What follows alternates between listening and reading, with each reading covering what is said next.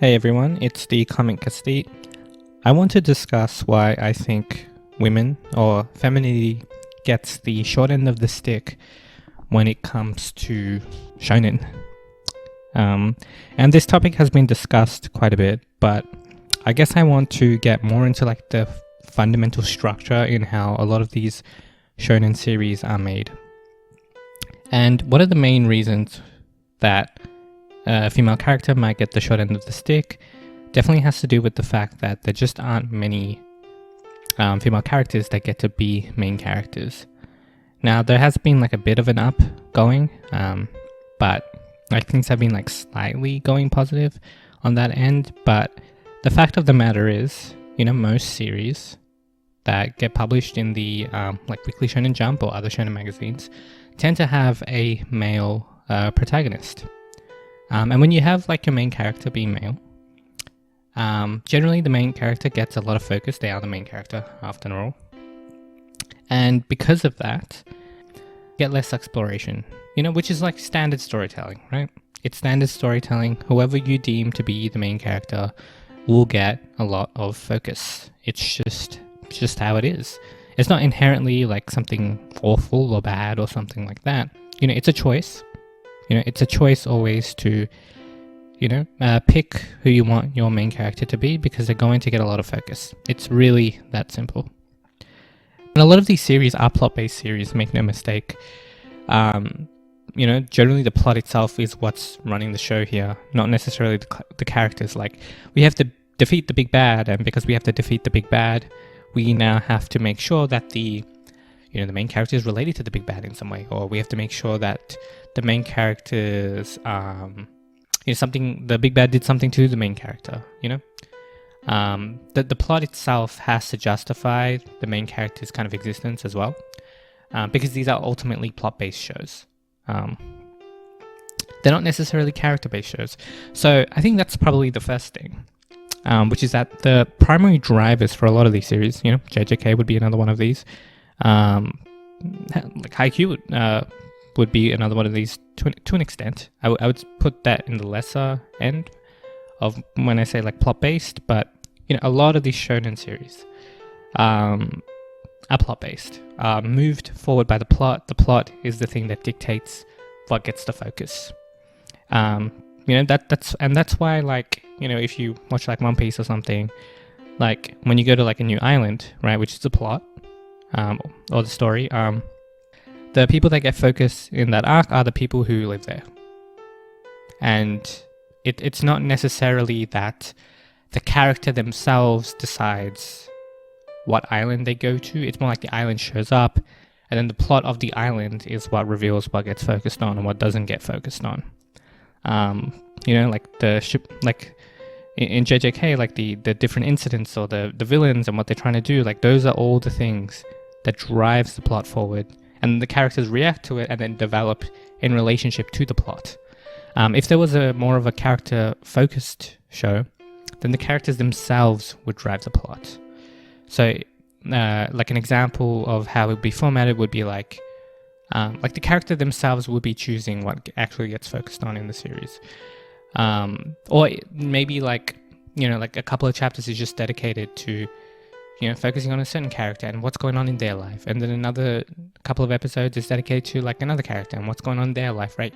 It's the character themselves that actually that the focus is on, but not necessarily the plot. So you don't necessarily have to have a grand mystery or like something going on in order to justify focusing on the characters.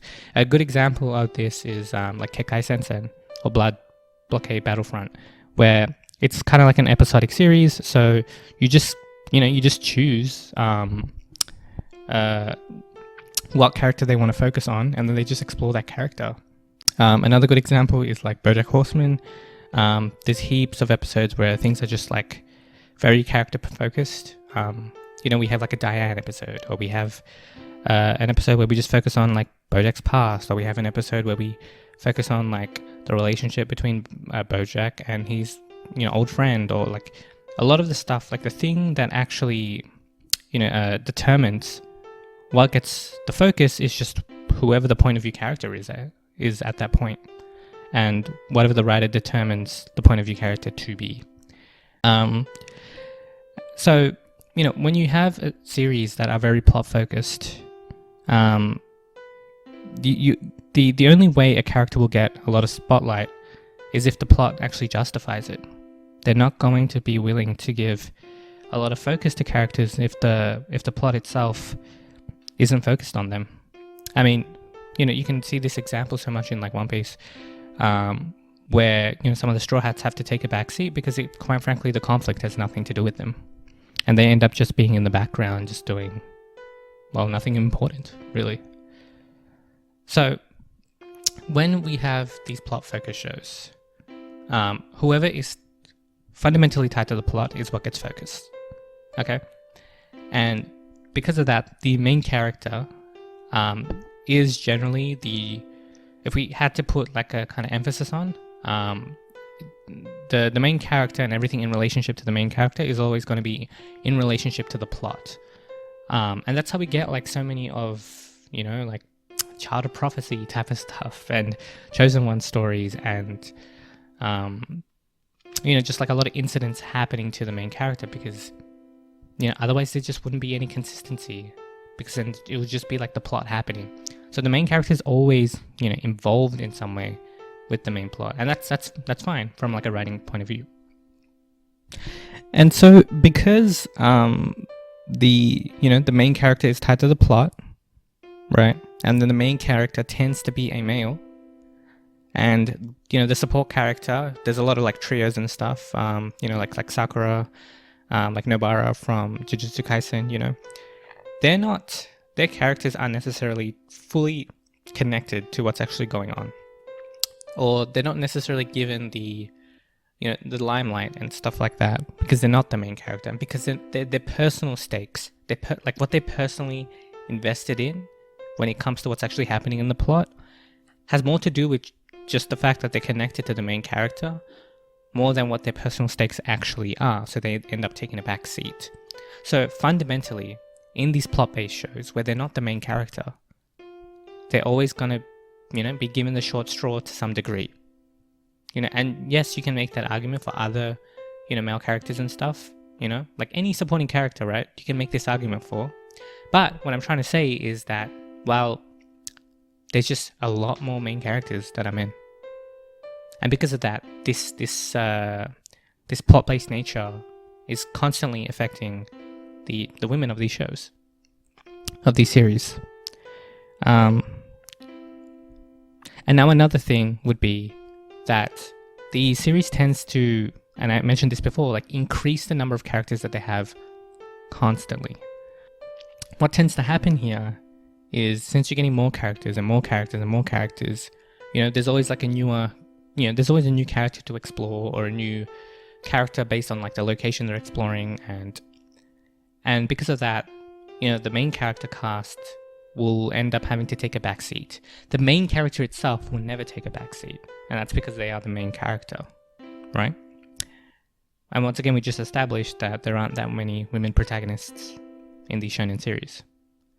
So when you have this tendency, within these creators, for whatever reason, to increase the number of characters, the cast, and make it more and more and more, the main female character that they had, or this main supporting female character, whatever you want to call it, like the Sakuras or the Nobaras or whatever, or the Ochokos from like My Hero Academia, like what ends up happening to them is they end up taking even more of a backseat, because now you have the focus on these new characters. So it's not just that they're fighting like for attention, like with the main character, and the fact that the plot isn't focused on them and their actual inner experience of what's happening, as like a singular like unit that has its own autonomy. Like they're already finding that, and then they're having to battle with the fact that there are all these new characters that keep getting introduced, and they're getting the spotlight. So even though these characters tend to have like a little bit of focus at the start, the characters don't get deepened more and more and more, because the creators tend to be focused on like the new the new location, the new characters. So now that we have this like tendency to like upscale and make things grander, you know, everything always becomes like a war somehow, and you have like all these characters playing their part, that pushes, you know, the supporting cast that you started with to the background. And then when it comes to like the female character of that, you know, they get pushed even more. So it's like the female characters of these series, they can't really, they really struggle to stand on their own, because of this format and because of this tendency to increase the number of characters that exist. And so all in all, what ends up happening is that the female character, or like, you know, the one that's part of the trio, you know, that gave the impression at the beginning of the series that they would have some sort of like main character status, ends up being pushed back a whole bunch, because not only is she not the main character and therefore doesn't have the agency that the main character has, simultaneously is also having to fight to get attention, to get attention from the author, to justify getting focus in like new plot points and things like that. Like, even if the new characters that get introduced, let's just say, are all women, the fact remains is that when you introduce a new character, the amount of exploration that you can do, right, is still the kind of surface exploration of that character. Because what happens, you know, in that arc they get introduced is that their premise is introduced, and maybe like they get one amount of development that represents their character, but they never get that second development, you know, because the author is already onto the next character. But with that, you know, with that character that, where you get the impression that they're one of the main characters of the trio, you know, you tend to believe that like, well, this character's gonna get like a bunch of focus, which means, you know, the first time we see them really shine, it's gonna be like who they are, and then like a representation of what they're about. And then maybe the second time we get like a little bit of a deepening of what their character is going to be, and then, oh, all of a sudden 200 chapters has gone by and this character has just been in the background. And they never really get to, you know, go deeper than what they were initially shown. And then when that happens, you know, you look at like, oh, I wonder who the best characters in Shonen are. And then you're looking at all these main characters, well, all men, and you're like, well, it's going to be between one of them. Because, you know, if you look at the female characters, they're just kind of in the supporting cast. And they get the attention and time given to them of a character that's just a part of a supporting cast. And so when you're like looking at like the level of development, you know, these kinds of characters get, like these female characters, that you initially had the impression would become something like well done. You know, the best you got is just a kind of like collection of like characters that, while maybe likable and cool and all those words, ultimately not that deep, because the time and attention has not been given to them. So when we look at Shonen as a whole, it results in like a bunch of female characters that just haven't been given the time and attention to be, you know, to be baked or cooked into like something that would be considered like a really, you know, well done character. And often what we get are more, you know, female characters that aren't, you know, are introduced, maybe cool, maybe have like a lot of fun things happening for their arc, and then that's about it. And then the promise, you know, like the appeal or the promise, or the, you know, they seem to have so much potential at the beginning, and then they just don't. You know, because what female characters in general are having to fight are two battles. The battle with the new characters that keep getting made, and the battle in the fact that they don't really get to be main characters that often. And that's why when you look at a lot of the female characters that exist in Shonen, they tend to fall short when you compare them to the male characters, which can be really frustrating, especially if you want to see, female characters shine.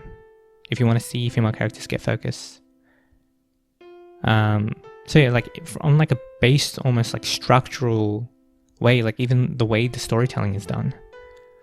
Like women or femininity tends to get the short end of the stick, which is frustrating. All right. Yeah, I mean, that's what I wanted to explore. I hope that made sense. And I'll catch you guys in the next one. I hope that there is a slight trend of like there being more,